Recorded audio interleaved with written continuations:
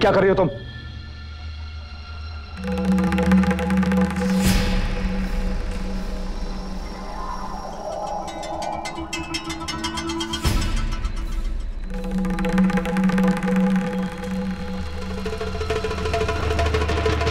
मैं आपके दोस्त के पास तो नहीं जा सकती, इसीलिए आपके पैर छू के माफी मांग रही हूँ। उनसे कहना कि हो सके तो मैंने माफ कर दे। एक लड़की सुहागन के कपड़े पहन के घर छोड़ती है, उसकी कोई मजबूरी रही होगी। कैसी मजबूरी? किसी और के साथ भागने की, या फिर चंडीगढ़ जा रही थी फिल्मों में काम करने?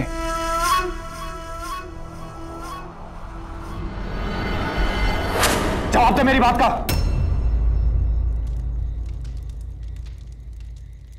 आपके दोस्त एक बहुत अच्छे इंसान है। मेरी ताई जी ने बहुत कुछ बताया था मुझे उनके बारे में। इससे पहले इंसान को मैं जिंदगी भर का दर्द कैसे दे देती, इसलिए अपनी शादी छोड़कर भाग गई। मैं कुछ समझा नहीं, साफ साफ बता। जो आपके दोस्त के साथ मेरा ब्याह हो जाता तो भी मैं ज्यादा समय साथ नहीं निभा पाती।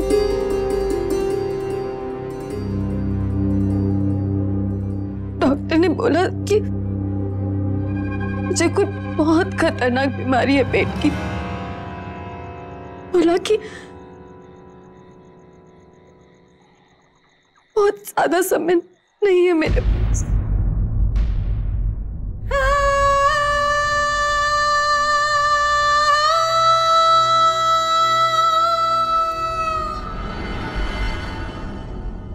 थोड़ी देर बाद उसकी हालत सुधरने लगी और फिर जो लड़की मेरे सामने थी वो एक बहुत बड़ा अपराध करके भागी एक कमजोर सी लड़की नहीं, एक बहुत हौसले वाली, जिंदगी से भरी लड़की थी जो जीना चाहती थी पर जानती थी कि जी नहीं पाएगी।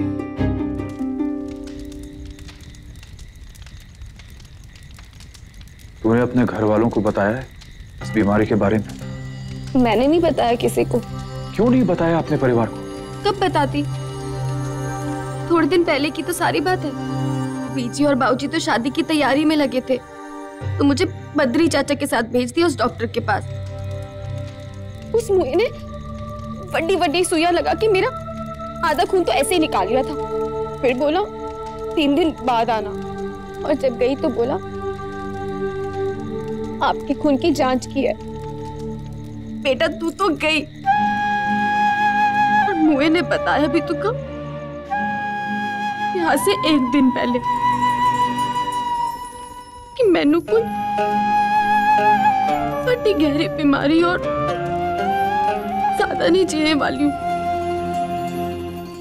पहले तो सोचा अब की करा, किसको जाके बताऊंगी सब।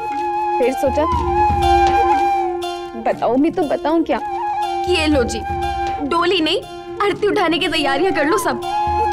फिर मैंने सोच लिया कुछ नहीं बताना किसी को। मैं घर वालों और दुनिया वालों की गालियां तो सुन सकती हूँ, लेकिन ये नहीं देख सकती कि मेरे बीजी और बाऊजी मुझे मरता हुआ देखे।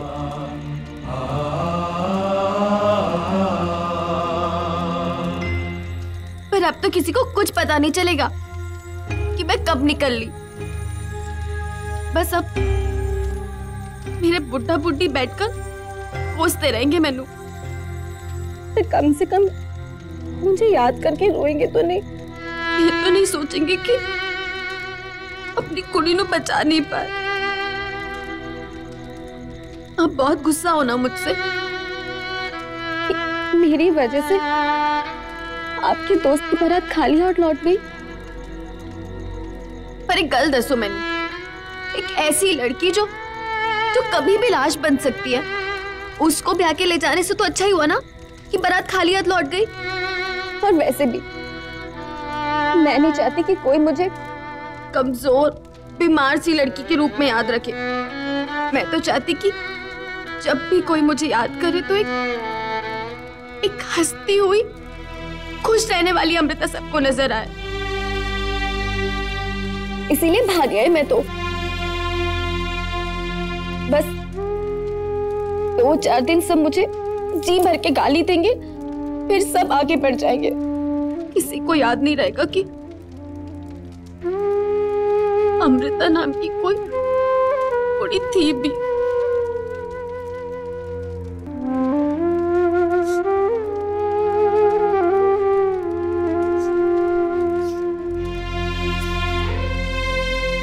देखा आपने, आप तो मैनू जानते तक नहीं हो, फिर भी आपको दुखी कर दिया। तो सोचो जो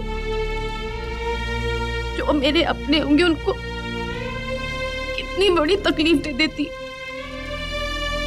भागती नहीं तो और क्या करती, भागना तो बनता ही था। मेरे सामने एक ऐसी लड़की थी जो मौत का सामना करने को, उसके साथ खेल खेलने को तैयार हुई पड़ी थी। इतने कम वक्त में वो रोना नहीं, हंसना चाहती थी। मौत से पहले मरना नहीं, हर पल को जीना चाहती थी।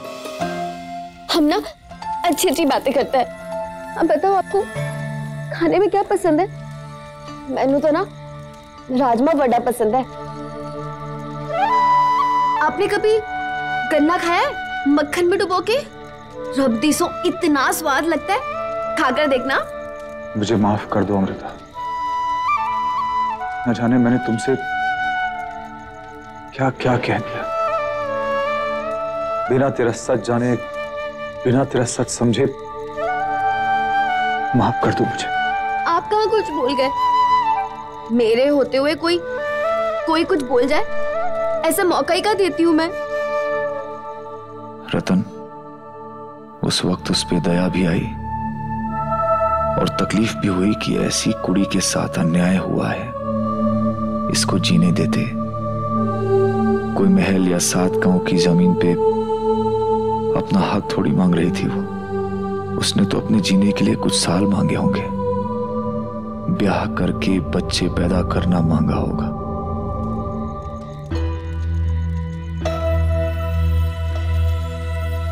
आजा, यहाँ आजा आग के पास। ना जी ना, इतनी जल्दी नहीं जाना आग के पास, थोड़ा तो जी लूं।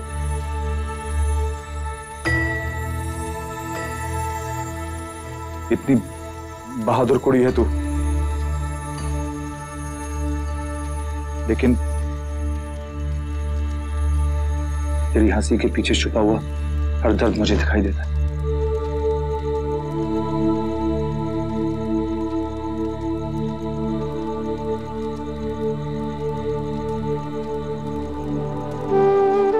मैंने ना रब से बहुत शिकायत, थोड़े और साल नहीं दे सकते थे मुझको जीने के लिए? कम से कम अपने सारे अरमान तो पूरे कर लेती, ब्याह करती, बच्चे पैदा करती, तो आकर बन के जाती।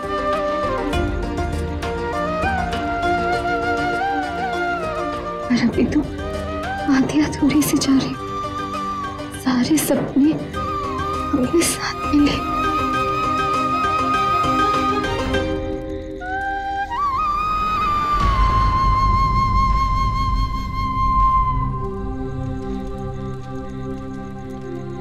थोड़े दिन पहले तक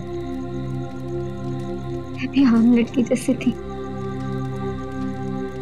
सपने देखती थी ब्याह के, मेहंदी के लिए जिद करती थी। जब मैं किसी दूसरे के बच्चे को देखती थी ना, तो बोलती थी मेरी कुड़ी तो इससे भी गोरी और बहुत सोनी होगी। इतना इंतजार था मैंने अपने ब्याह का, पर कभी कभी डर जाती। कैसा लगेगा जब एक लड़की से एक औरत बनूंगी। मौका जब उस इंसान से मिलूंगी जिसको अपना सब कुछ देकर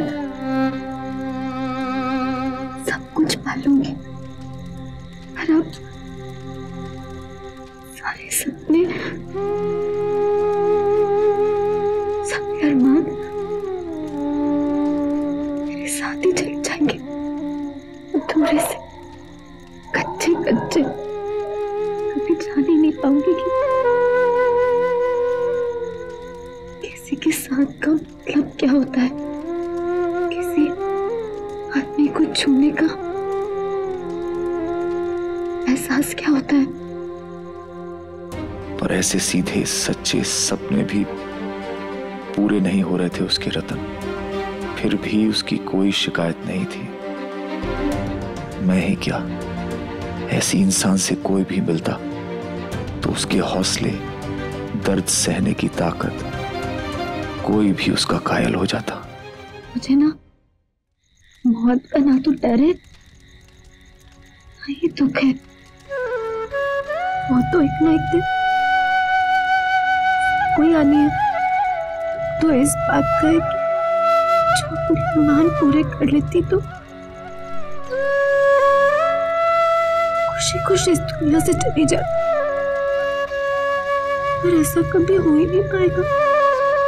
हिम्मत रख,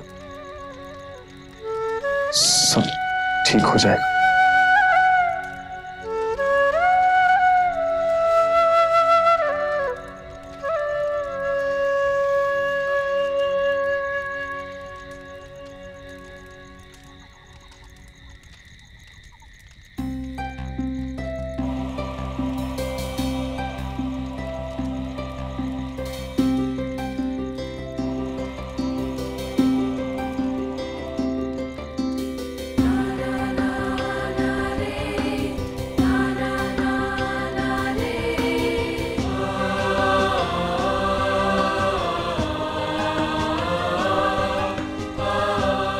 रतन, मैं तुझे झूठ नहीं बोलूंगा, कभी बोला भी नहीं।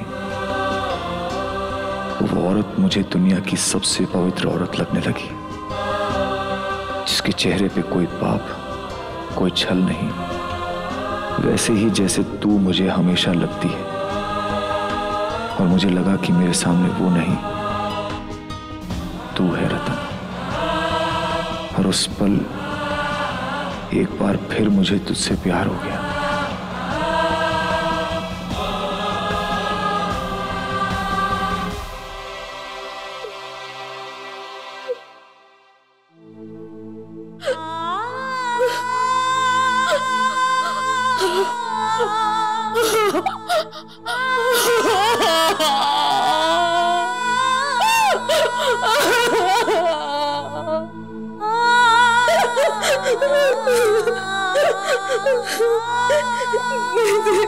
नहीं थे आप गलत,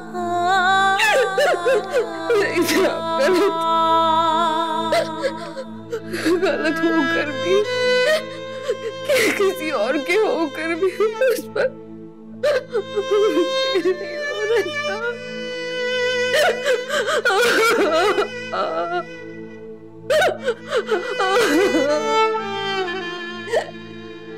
क्यों रुके हो? क्यों दवाई देते ही निकल नहीं गए वहां से? क्यों? अगर निकल जाते तो ये दुनिया नहीं हो जाती। हमारा बच्चा हमारे पास होता, मेरे पास होते आप।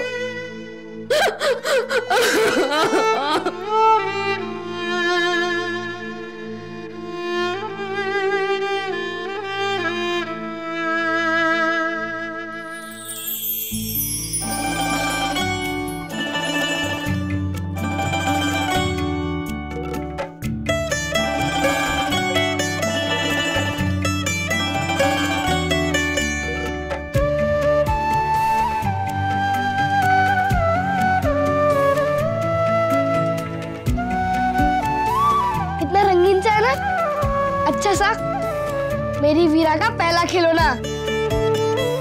वीरा, ए देख,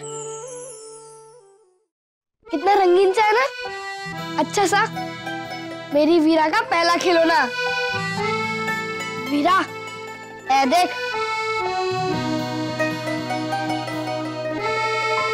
वीरा, ए देख, तेरा पहला खिलौना।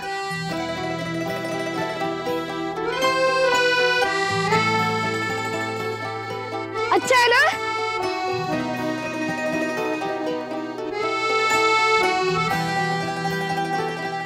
कुछ जगह खाली है, वो मैं कैसे भी करके भर दूंगा और फिर तू इसके साथ खेलना। और उससे पहले ये बीजी को दिखा के आ जाऊं।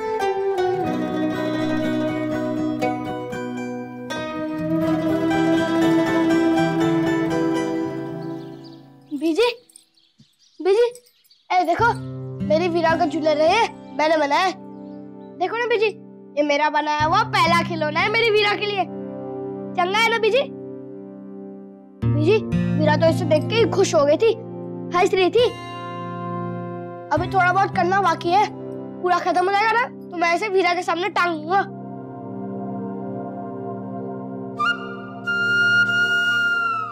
उत्तरी, पर इसे हवा में कैसे टांगेंगे? हवा में तो कीले भी नहीं मार सकते। और जी कोई गल नहीं, ये मैं अपने हाथ में लेकर खड़ा हो जाऊंगा मेरी वीरा के सामने। ठीक है ना बीजी? बीजी देखो ना, अच्छे से बनाया ना मैंने। देखो ना बीजी, बीजी बताओ ना, अच्छे से बनाया ना मैंने।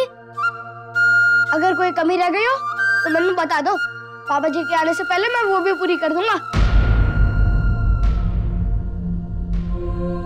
फिर मैं ना पापा जी को दिखाऊंगा तो वो खुश हो जाएंगे कि उनके पीछे से मैंने मेरी वीरा के लिए कितना अच्छा खिलौना बनाया है ना बीजी? अरे छोटे चंद, तूने तो बड़ी चंगी चीज बनाई है, अपने दोस्तों को नहीं दिखाएगा? जा जाकर दिखा। ओ हाँ मुड़िया जी, ये तो आपने बड़ी चंगी गल की है। मैं वीरा को भी लेके जा रहा हूँ अपने साथ।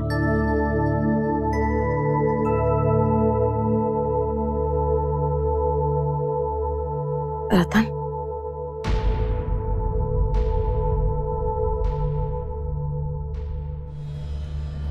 रतन पुत्र, ये लिखा है गुड्डू ने, मैनू भी पढ़ के बता किधर गया है।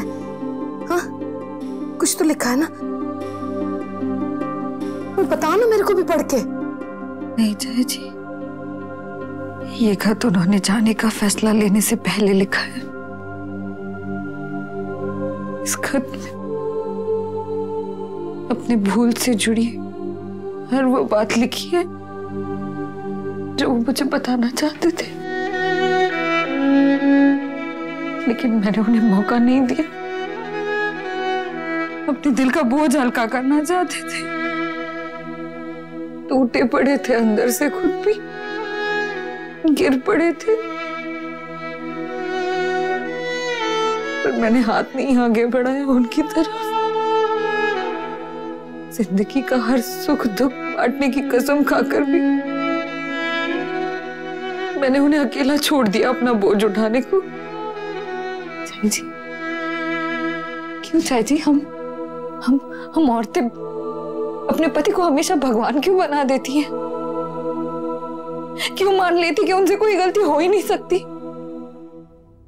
मैं भी भूल गई कि वो एक इंसान भी है। हो गई उनसे गलती, पछतावा था उनको, बहुत पछतावा था। जिस आग में मैं और मेरा घर जला, उसी आग में उनका दिल कब से जल रहा था। मैंने तो अपनी भड़ास निकाल दी, पर उनको मौका नहीं दिया। मैंने नहीं समझ पाई मैं कि जिस दर्द को मैं अब सह रही हूँ, उसी दर्द का जहर बनाकर वो कब से बूंद बूंद पी रहे थे। उनका वो दर्द, उनका पछतावा इस खत के हर शब्द में छुपा दिखता है। ये क्या कर बैठी मैं? उनका वो दर्द, उनका पछतावा इस खत के हर शब्द में छुपा दिखता है। ये क्या कर बैठी मैं? क्या कर बैठी? क्या कर बैठी मैं? क्या कर बैठी मैं? क्या कर बैठी मैं? क्या कर बैठी मैं? मैं क्या कर बैठी? उस आदमी को इतनी तकलीफ दे दी मैंने, उनको तो मैंने अपने बच्चे का हत्यारा तक कह दिया। जाएगी नहीं, संपूर्ण सिंह चले नहीं गए, मैंने ढकेला है उनको। उस आदमी को जो इस गांव का सरपंच था, चट्टान की तरह मजबूत था, वो अपने परिवार पर जान देता था जी, पर मैंने और मेरी नफरत ने तोड़ दिया उनको। और जब सहन नहीं हुआ तब चले गए, मैंने छोड़कर चले गए, सब कुछ छोड़कर चले गए।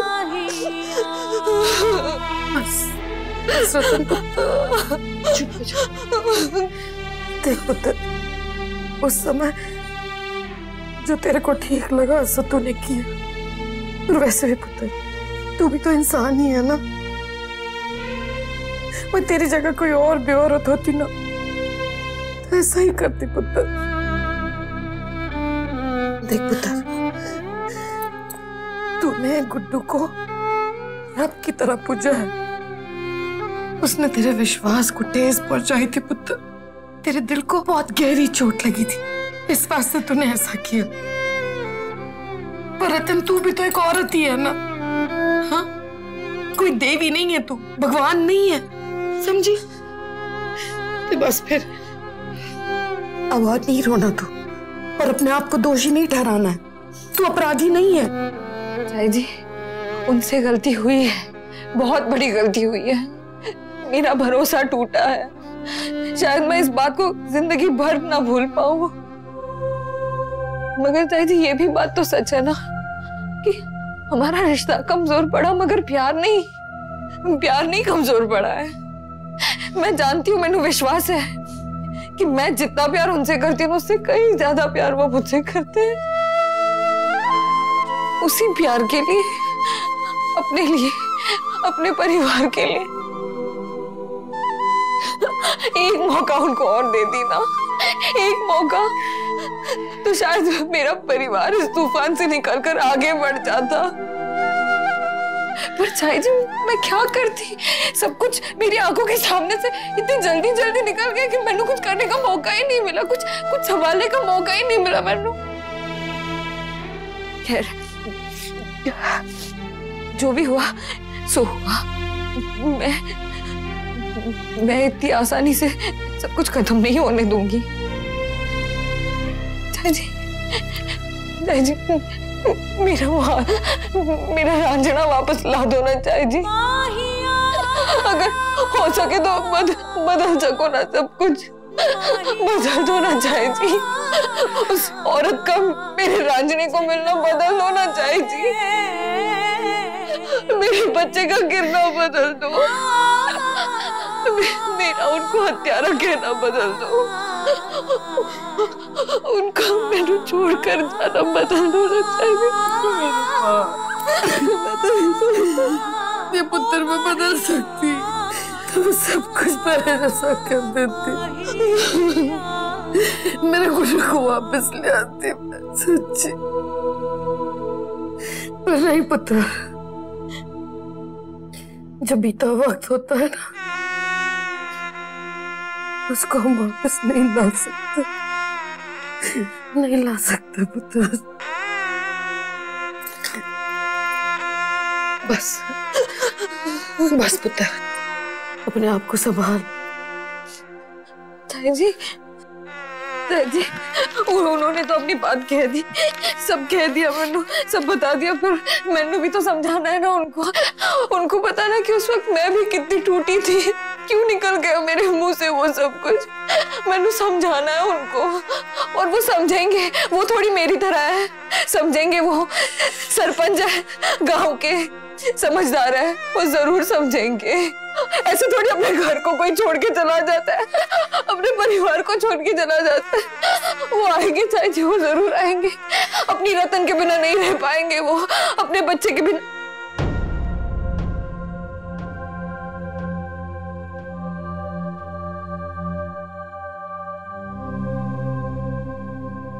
अपने बच्चों के बिना नहीं रह पाएंगे, अपने बच्चों के बिना नहीं रह पाएंगे, वो नहीं रह पाएंगे अपने बच्चों के बिना वो।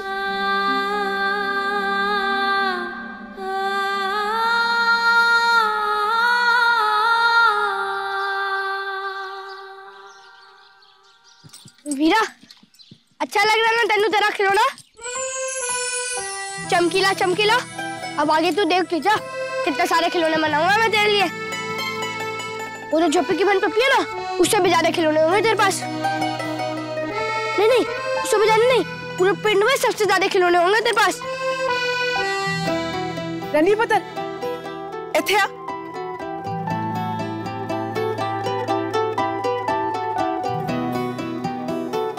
पुत्र, तेरी तबीयत कैसी है अब तो एकदम चंगा हूँ। मेरी वीरा भी मिल गई है ना, अब तो तबीयत भी चंगी हो गई है। एक ही है, बड़ा ही चंगा है।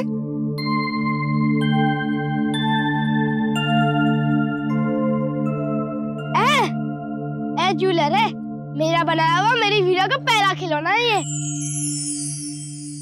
जी, आप तो मेरे लिए कभी कुछ नहीं बनाते। पुत्र, बहुत ही सोना खिलौना है, पर इतने जगह खाली क्यों छोड़ दी? वो मन्नू कुछ मिलाया नहीं इतना लगाने के लिए।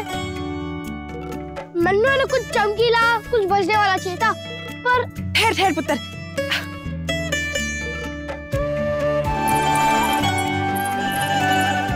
एफर्ट, इसको एक साथ बांध के इत्थे लगा दे। हाँ?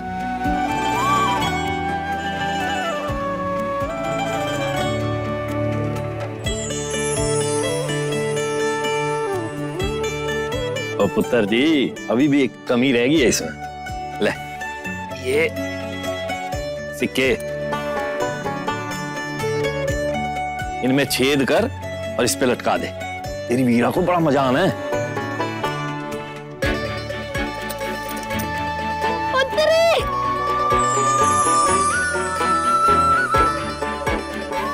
वीरा, देखा तूने, तेरे जूलर के लिए कितनी अच्छी अच्छी चीजें मिल रही है मन्नू। और देख, सब लोग तेरे से कितना प्यार करने लगे।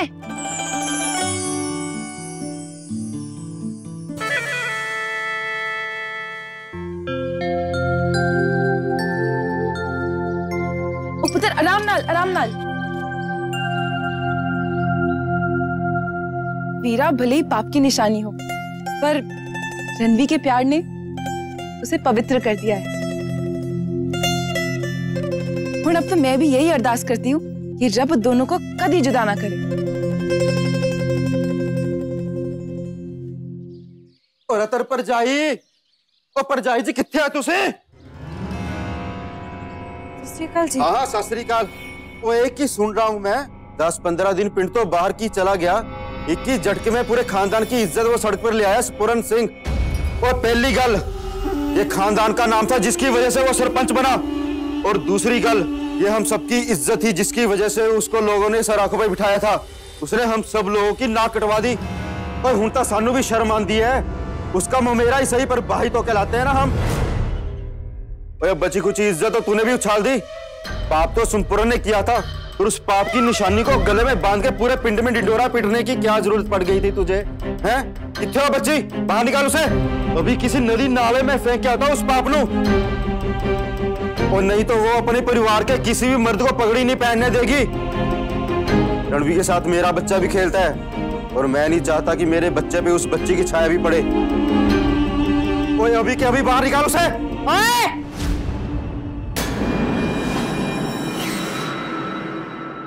इत्थे है वो कुड़ी, इत्थे इत्थे रहनी है वो, साडी जान है। ओए, करके तो दिखा दे उसको।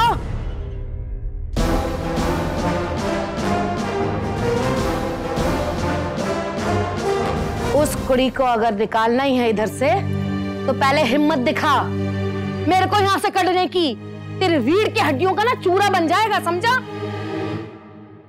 चाई जी, घर दे मामले बिच बाहर दे लोग ना ही बोलण ता चंगा है। ओए चुप कर। चाई जी इस परिवार का एक हिस्सा है, आपके भाई इन्हें मां समान मानते हैं। और एंड पुत्र, तू कुछ मत बोल, मैं इससे निपटती हूँ कि मैं सगी कितनी हूँ और तू कितना सगा है। ओए, भाई कह रहा ना तू गुड्डू को। अगर सच्चा भाई होता ना तू, तो इस तरह से डंडोरा पीटता हुआ, चिल्लाता चीखता हुआ यहाँ घर में नहीं घुसाता। और सच्चा भाई होता ना तो परजाई को ये कहता कि परजाई जी तुसी फिक्र ना करो, मैं लेकर आता हूँ ढूंढ के गुड्डू को। तो मेरे गुड्डू पर उंगली उठाए ना, उंगली उखाड़ के फेंक दूंगी तेरी, समझा? और नाक कटाना, ओए नाक कटाना किसको कहते मैं तेरे को बताऊं? ओए तेरे कारनामों की किताब लेकर बैठूंगी ना तो सुबह से लेकर शाम हो जानी है।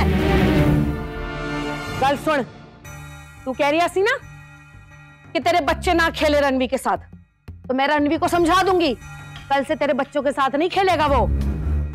और एक बात मेरी कान खोल कर सुन ले तू जोगिंद्रा, साड़ी वीरा के बारे में कोई गलत बात नहीं करेगा तू।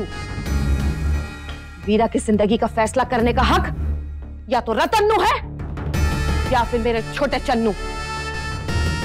किसी और को कुछ भी बोलने का हक नहीं है जोगिंद्रा। ताई जी, बात पीढ़ियों की इज्जत की है। इस घर के आंगन में छाती ठोक के कह रहा हूं मैं, उस बच्ची को घर से नहीं रहने देना मैं। जा, बड़ा आया इस घर में धमकी दे रहा है, अपने बाप नू दे धमकी जाकर। आज मेरी वीरा भी खेलेगी।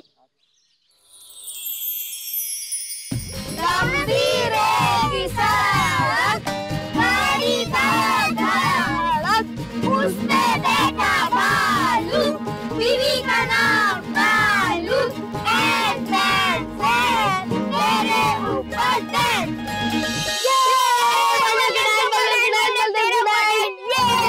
तेरे ऊपर तेरे पड़े तेरी बारी है क्योंकि तेरे ऊपर दाइन आई है।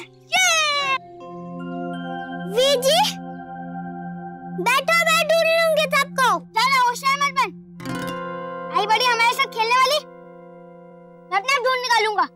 चुप हो जाए। 1 2 3 4 6 7 8 9 10।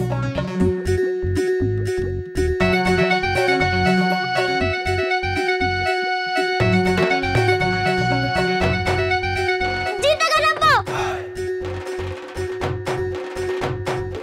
वंडी, वंडी का डब्बा।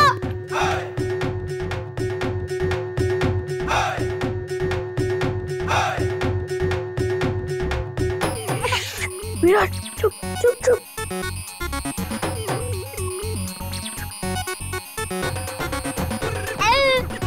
कुंदन का डब्बा।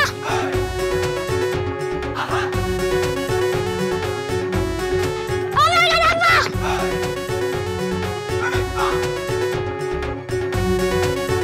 करण का डब्बा।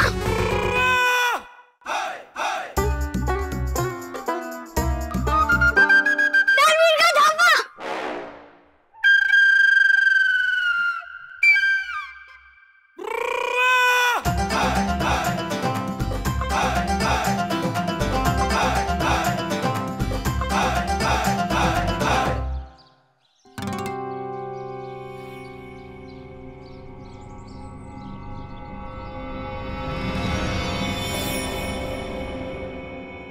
छी! कितना गंदा सा चिल्लर बनाया रवि ने। तोड़ देता हूँ। तोड़ दो, सही में तोड़ देता हूँ। बल्लर, तोड़ा नहीं उसे बल्लर। बल्लर चिल्लर नहीं तोड़ा। रणवीर का डब्बा।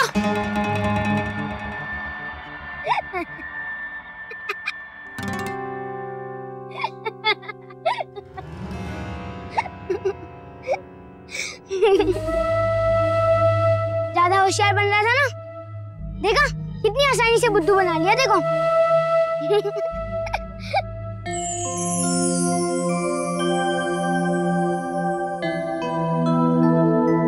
और कोई गल नहीं, तूने मेरी वीरा को हंसा दिया। मैं वीरा की हंसी के लिए ऐसे 100 बार बुद्धू बन सकता हूँ।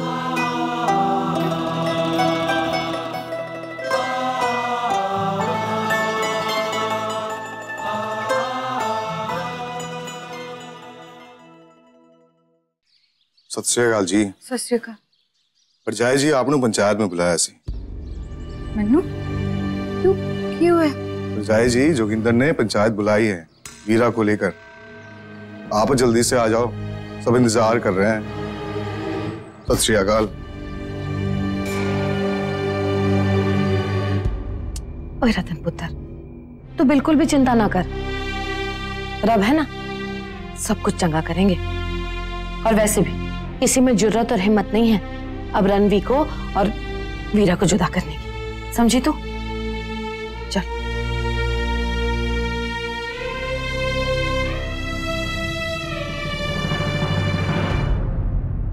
पता नहीं वो बच्ची का की होने वाला है और पंचायत क्या फैसला लेगी। अरे पंचायत जो फैसला लेगी सो लेगी। देखना तो ये है रतन परछाई का फैसला की होगा। रब ने दूसरा मौका दिया आपको, अच्छे से फायदा उठा लेना इसका। ऐसा फैसला करना ना आज कि पूरे पिंड में आपका दबदबा संपूर्ण से भी ज्यादा हो जाए। चाहता तो मैं भी यही हूँ बांसुरी जी, बाकी रब मेहर करे कि मैं सही न्याय कर सकूं, बस कोई गलती ना हो जाए मेरे से।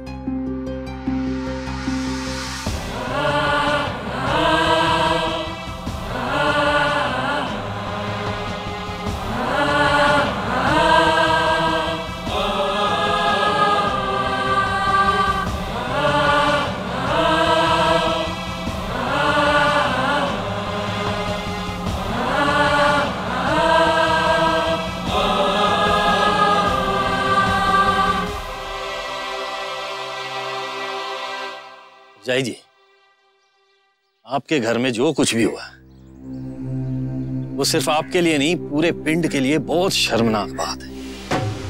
बहुत बड़ा अन्याय हुआ है तुम्हारे नाम। फिर भी आप पंचायत से न्याय मांगने नहीं आई। पिंड के हर बंदे को न्याय पाने का पूरा हक है। पंचायत पे से भरोसा खो दिया क्या आपने? आज की ये पंचायत संपूर्ण के वड्डे भरा जोगिंदर सिंह ने बुलवाई है।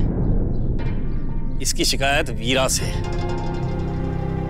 इसका कहना है कि इस बच्ची के गांव में रहने से पूरे गांव का माहौल खराब होता है, बच्चों पे गलत असर होता है। और नहीं तो क्या, संपूर्ण तो भागे अपने पाप की निशानी छड़ के, पर हम कहां जाएं?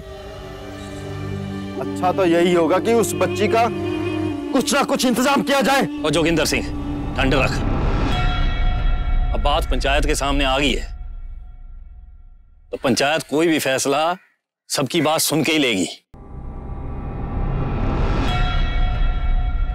अजय जी तुसी की जानते हो, पंचायत भी इस गल से सहमत है कि जब से ये बच्ची आपके घर में आई है आपका हंसता खेलता परिवार उजड़ गया, उनका रणवी चंगा हो गया। जे तुसी नहीं चाहते हो तो पंचायत आपके ऊपर इस बच्ची को नहीं थोपेगी। और जहां तक सवाल रणवी का है तो पूरा पिंड उसके नाल है, हम सब मिलके उसका ख्याल रखेंगे। बस उसी अपना फैसला सुनो।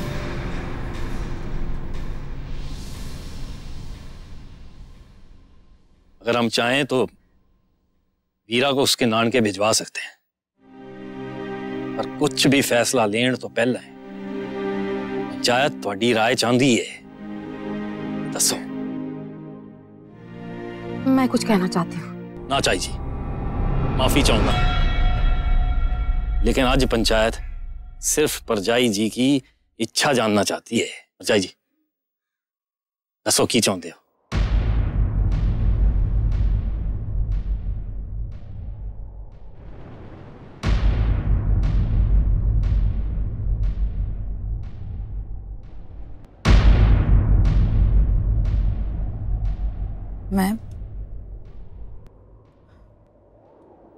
मैं उस बच्ची को अपने साथ रखना चाहती हूँ।